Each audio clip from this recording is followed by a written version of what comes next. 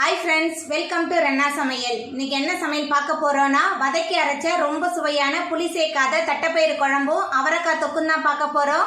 ரெண்டுமே ரொம்ப சுவையா இருக்கும். எளிமையான முறையில் செய்யக்கூடிய இந்த தட்டப்பயிறு குழம்பு அவரைக்காய் தொக்கும் எப்படி செய்யறதுன்னு வாங்க பார்த்துடலாம். தட்டப்பயிறு குழம்பு பண்றதுக்கு முதல்ல 3 ஸ்பூன் அளவுக்கு எண்ணெய் சேர்த்துடலாம். எண்ணெய் சூடாயிட்டு இதில் 10 சின்ன வெங்காயம் கொஞ்சமாக கருவேப்பிலை சேர்த்துக்கலாம். கூடவே 2 தக்காளி பழம் 10 பல் பூண்டு எல்லாத்தையும் சேர்த்துட்டு நல்லா வதக்கிடலாம். இந்த மாதிரி வெங்காயம் பூண்டு தக்காளிலாம் வதக்கி அரைச்சி நம்ம தட்டைப்பயிறு குழம்பு செய்யும்போது தட்டைப்பயிறு குழம்பு நல்ல சுவையாக இருக்கும். குழந்தைங்களும் வெங்காயம் பூண்டெல்லாம் ஒதுக்க மாட்டாங்க. சின்ன வெங்காயம் பூண்டு தக்காளி 3 நல்லா வதங்கி வந்துடுச்சு. இப்போ இதில் குழம்பு மிளகாய் தூள் 2 டேபிள் ஸ்பூன் சேர்த்துக்கலாம். சேர்த்துட்டு மறுபடியும் 1 நிமிஷத்துக்கு நல்லா வதக்கிடலாம். குழம்பு மிளகாய் தூள் சேர்த்துட்டு நல்லா கலந்து விட்டாச்சு. இப்போ அடுப்பு ஆஃப் பண்ணிடலாம். ஆறுனதுக்கப்புறம் மிக்சியில் சேர்த்துட்டு நம்ம அரைச்சிட்டு வந்துடலாம். தட்டைப்பயிறு குழம்பு பண்ணுறதுக்கு 3 டேபிள் ஸ்பூன் அளவுக்கு எண்ணெய் சேர்த்துடலாம். எண்ணெய் சூடாயிட்டு இதில் 1 ஸ்பூன் அளவுக்கு கடுகு சேர்த்துடலாம். கடுகு நல்லா பொரிய ஆரம்பிச்சிருச்சு. கத்திரிக்காய் உருளைக்கிழங்கு நறுக்கி வச்சுருக்கேன். கத்திரிக்காய் உருளைக்கிழங்கு சேர்த்துடலாம். காய் சேர்த்துட்டு நல்லா வதக்கிடலாம். வெங்காயம் தக்காளிலாம் நம்ம அரைச்சி சேர்க்குறதுனால நான் தாளிக்கிறதுக்கு சேர்க்கலை. உங்களுக்கு வேணும்னா நீங்கள் தாளிக்கும் போது கொஞ்சம் வெங்காயம் தக்காளிலாம் போட்டு தாளிச்சிக்கோங்க. கத்திரிக்காய் உருளைக்கிழங்கு ரெண்டுமே நல்லா கலந்து வதங்கிருச்சு. இப்போ இதில் நம்ம முதல் நாள் இரவே ஊற வச்சு வேக வச்ச தட்டைப்பயிறு சேர்த்துக்கலாம். கூடவே கொஞ்சமாக உப்பு சேர்த்துக்கலாம்.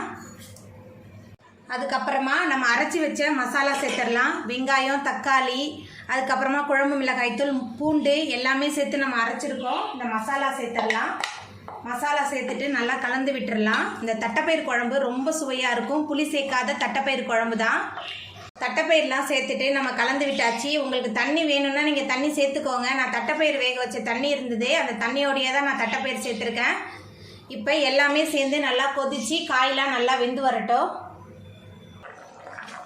கத்திரிக்காய் உருளைக்கிழங்கு தட்டைப்பயிறு எல்லாமே சேர்ந்து நல்லா கலந்து வெந்து வந்துருச்சு. இப்போ இதில் அரை மூடி தேங்காய் அது கூட 1 டேபிள் ஸ்பூன் அளவுக்கு சீரகம் சேர்த்து விழுத அரைச்சி வச்சுருக்கேன். தேங்காய் விழுது சேர்த்துடலாம். தேங்காய் விழுது சேர்த்துட்டு நல்லா கலந்து விட்டுடலாம். தேங்காய் விழுது சேர்த்த பிறகு ஒரு கொதி வரட்டும். தேங்காய் சேர்த்து நம்மளோட தட்டைப்பயிறு குழம்பு நல்லா கொதிக்க ஆரம்பிச்சிருச்சு.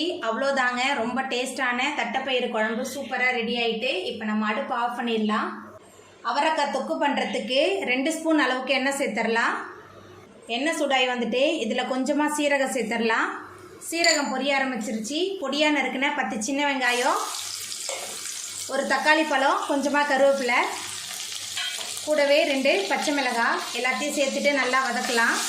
வெங்காயம் தக்காளி நல்லா வதங்கி வந்துருச்சு. இப்போ இதில் 1 ஸ்பூன் அளவுக்கு இஞ்சி பூண்டு விழுது சேர்த்துடலாம்.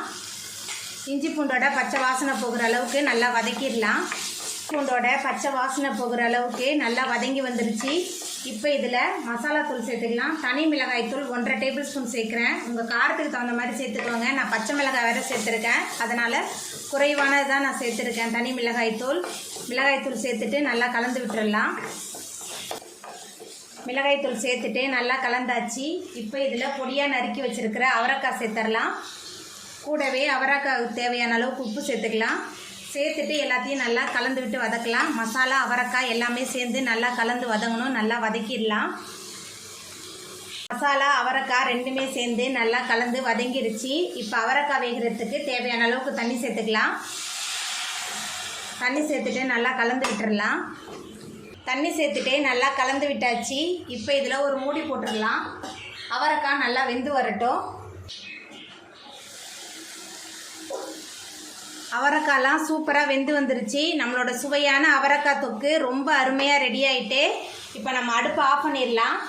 அவ்வளோதாங்க, ரொம்ப சுவையான தட்டைப்பயிறு குழம்பு அவரைக்காய் தொக்கு சூப்பராக ரெடி ஆகிட்டு. இந்த சுவையான தட்டைப்பயிறு குழம்பு அவரைக்காய் தொக்கை நீங்களும் உங்கள் வீட்டில் செஞ்சு பாருங்கள்.